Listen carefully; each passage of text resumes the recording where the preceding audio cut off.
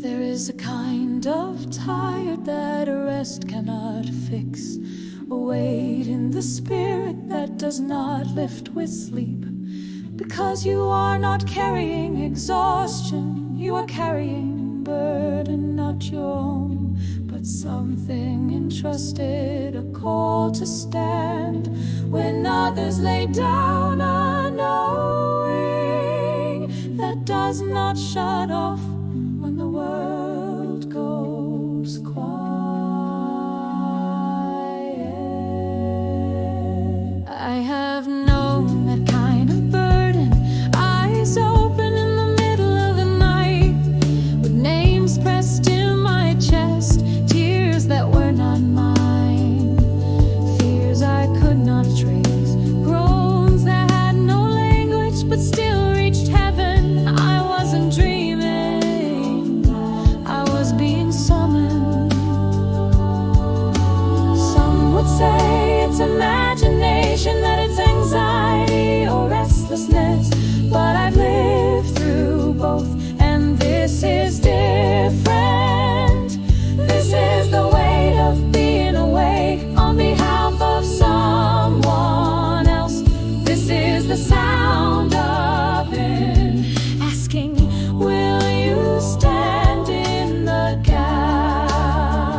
I've walked the floor with heavy feet and heavier prayers, spoken words into a dark room that felt like warfare. I've laid hands on closed doors, prayed over rooms no one entered, blessed houses where grief sat in silence, no one saw, but he did. Intercession is not always poetic. Sometimes it is groaning, sometimes it is waiting with no answer, sometimes it is carrying someone else's breakthrough until they are strong enough to carry it themselves. It is standing between what is breaking and what is becoming, and refusing to move even when nothing shifts. I have prayed when I was empty, sung when I was hoarse, stayed awake not because I wanted to, but because something in me refused to let go. I have seen miracles I never posted about, breakthroughs I never took credit for, shifts that happened because someone stayed awake. Watchmen do not always have titles, do not always get thanked, do not always see the full picture, but they are faithful.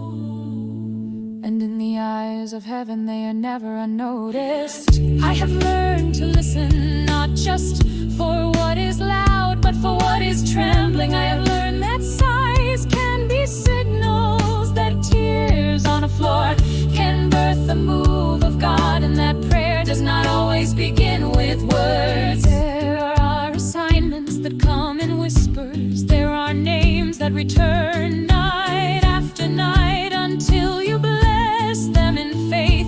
And there is authority given only in the secret place, the kind that does not need an audience, the kind that breaks chains without needing applause. Sometimes I ask, why me?